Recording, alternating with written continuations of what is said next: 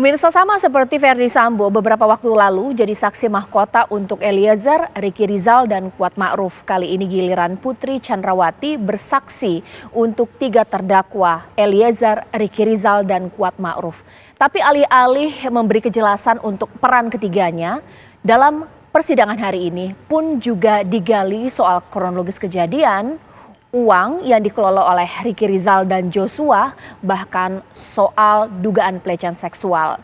Yang jadi pertanyaan, Putri Chandrawati dalam keterangannya jujur ataukah berbohong? Itu akan saya bahas di malam hari ini. Pengamat hukum pidana kita Mas Heri, selamat malam, Assalamualaikum. Waalaikumsalam. Saya masih menunggu pemirsa Mas Kirdi Putra, tapi saya juga akan menyapa narasumber saya lewat sambungan Zoom, Bang Martin Lukas Simajuntak. Bang Martin, selamat malam.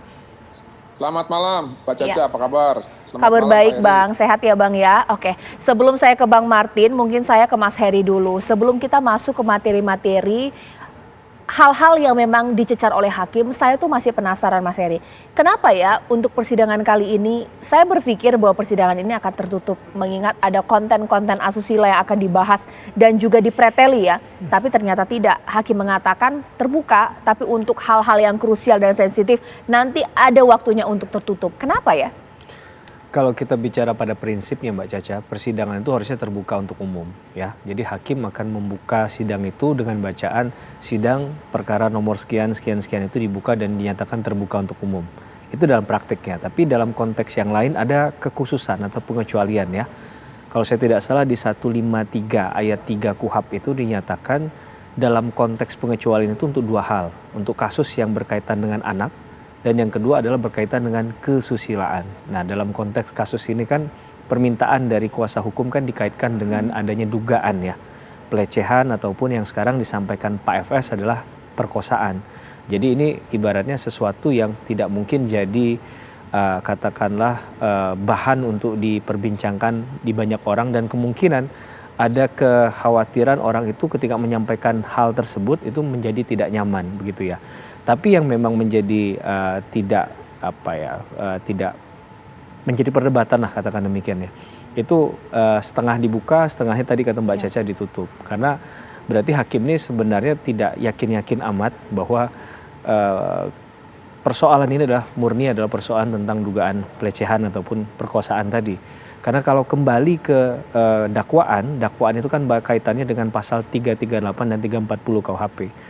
Jadi ini dalam kerangka menurut saya hakim hanya memberikan ruang saja bagi si Pak FS tadi dan juga Bu PC untuk menyampaikan apa yang mungkin ingin mereka sampaikan. Jadi agar nanti tidak dianggap tidak equal, tidak memberikan rasa keadilan juga bagi para pihak yang sedang mencari keadilan sekarang.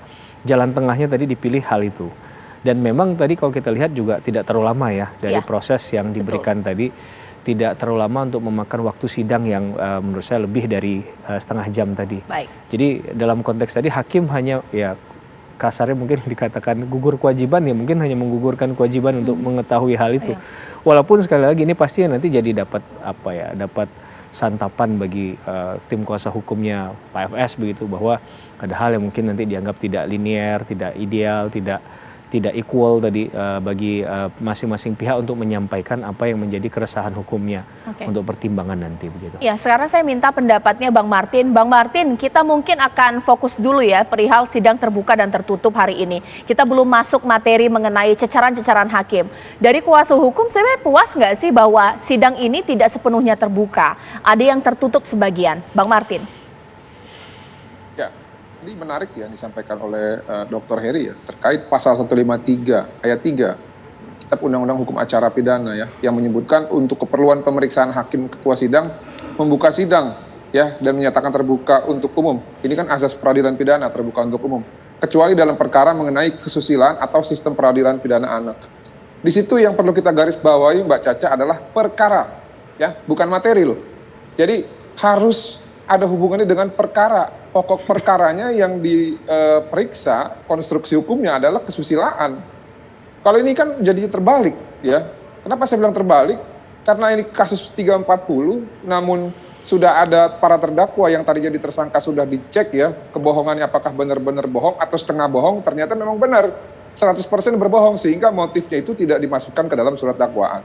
Jadi kalau menurut saya tadi Pak Heri sampaikan akan jadi santapan dari para kuasa hukum ataupun penasihat hukum terdakwa. Saya pikir kalau mereka masih protes juga terlalu lebay buat mereka gitu. Karena dalam hal ini majelis hakim sudah memberikan privilege ya yang sebenarnya menurut saya tidak perlu.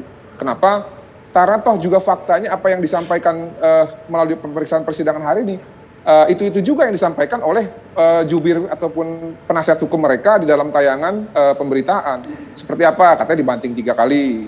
Seperti apa? Katanya diperkosa atau dilakukan kekerasan seksual atau katanya dibopong. Nggak ada yang baru itu.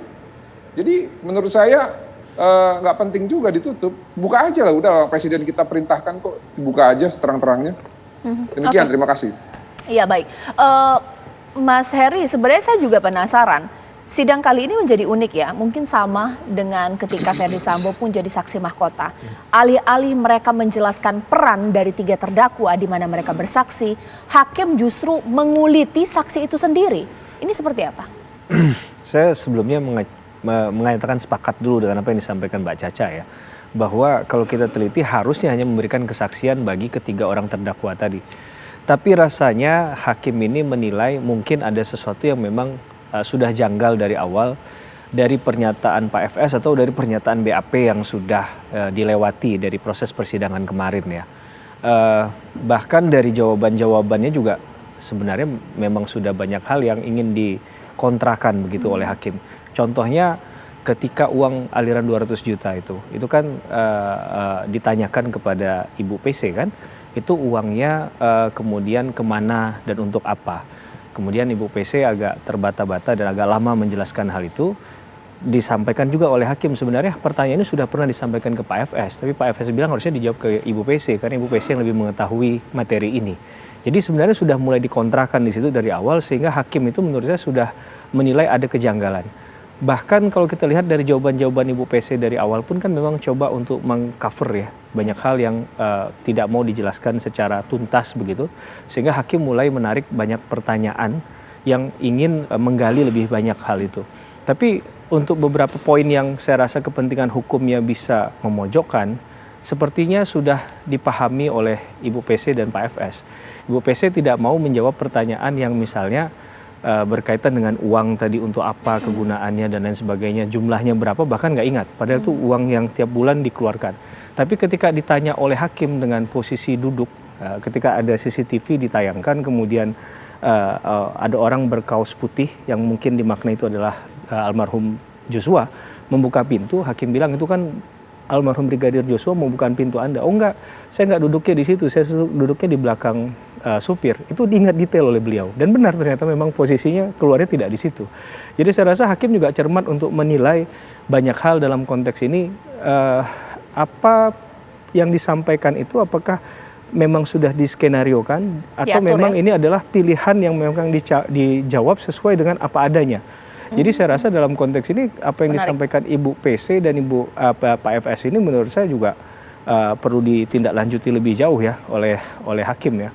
Menurut saya itu yang penting untuk diberikan catatan karena hakim sudah mungkin ada penilaian tidak mungkin mereka yang ada di dalam ruang sidang termasuk Richard Eliezer itu menyampaikan semuanya adalah suatu kebenaran mutlak sehingga perlu diuji di ruang sidang.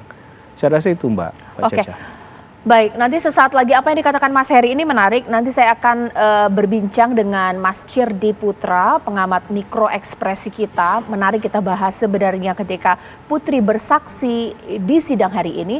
Apakah jawaban-jawaban Putri memang sudah dipersiapkan berdasarkan konsultasi dengan kuasa hukum atau memang natural apa adanya sesuai dengan kronologis kejadian, jujur atau bohong? Sesaat lagi.